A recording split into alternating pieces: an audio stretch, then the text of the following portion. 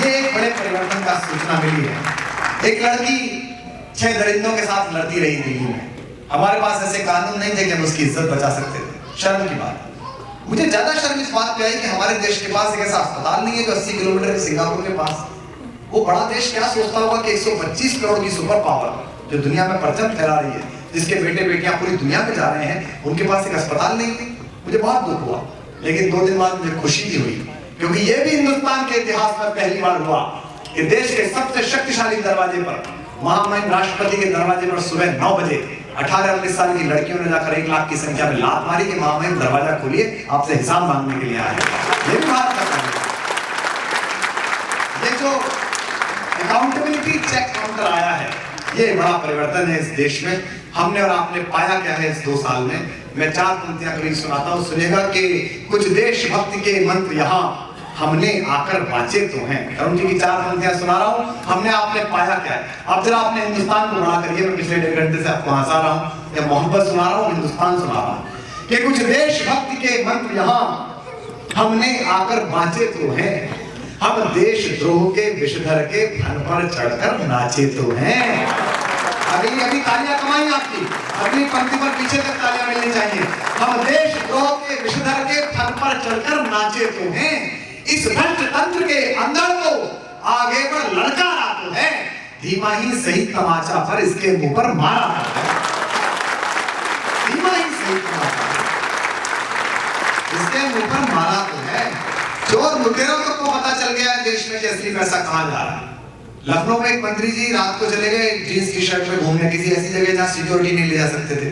कोई विशेष सांप्रदायिक जगह रही होगी जहां किसी सांप्रदायिक कार्यक्रम के लिए गए होंगे।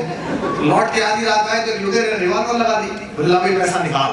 तो मंत्री जी अहंकार में बोले तुम जानते नहीं मैं तो मिनिस्टर हूं। तो लुटेरा बोला बिल्ला मेरे निकाल। तो उसको भी पता है कि कौन ये करने वाला है। तो ये क्रेडिबिलिटी हमने नहीं खोई, ये पॉलिटिक्स ने अपनी क्रेडिबिलिटी खोई और ये शुद्धिकरण प्रारंभ हुआ है। अमृत मंथन शुरू हुआ है, अभी जहर निकल रहा है। रोज शर्मनाक खबरें आती हैं लुटेरों की, डकैतों की, लेकिन धीमे धीमे इसमें लोकतंत्र का अमृत भी निकलेगा, ऐसी मुझे सूचना मिलती है। ऐसा मुझे अच्छा लगता है, ऐसा मेरा मन करता है। मैं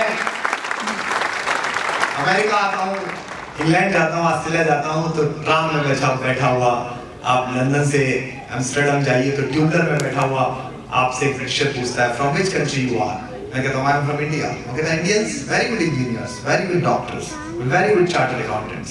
मैं सपना देखता हूँ कि 10 साल बाद मैं कैलिफोर्निया आऊँ और मैं यहाँ किसी रेस्टोरेंट में बैठा हूँ, मुझसे एक अमेरिकी पूछे from which country you are. मैं कहूँ आई एम फ्रॉम इंडिया। वो कहे Indians very great leaders, very good politicians, very clean politics. और ये सपना होगा, निश्चित रूप से होगा। अभी तो उन्होंने हाल ऐसा कर दिया है कि वो वहाँ झारखंड के कुछ विधायक गए थे मर्सिडीज की बस में बैठ के नक्सलवादियों का दौरा करने, गुप्त दौरे पर, बिना बताए, बिना पुलिस के।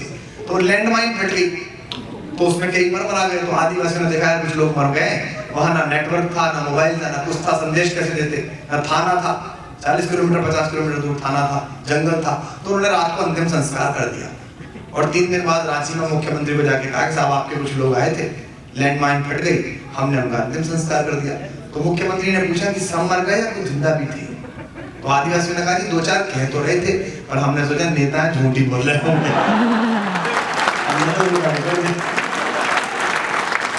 तो क्रेडिबिलिटी आपने खोई है, हमने थोड़ी खोई है। हम सांसद और संसद का अंतर समझते हैं। हम संसद का सम्मान करते हैं जहाँ 5.5 फीट का वो मर्द रेल मंत्री बैठता था जिसने एक रेल दुर्घटना पर इस्तीफा फेंक कर मारा था, जिसका नाम लाल बहादुर शास्त्री। हम उस संसद का सम्मान करते हैं जहां वो लौ महिला श्रीमती इंदिरा गांधी बैठती थी जिसने एक देश का इतिहास और भूगोल एक साथ बदल दिया था। हम उस देश का सम्मान करते हैं, उस संसद का सम्मान करते हैं जहां कवियों के वंश के बड़े बेटे पंडित अटल बिहारी वाजपेयी ने एक सीट खरीदकर सरकार बचाने से ये कहकर मना कर दिया था कि अगर सीट खरीदकर सरकार बचती हो तो ऐसी सरकार में चिमटे से छूने से मना करता हूं।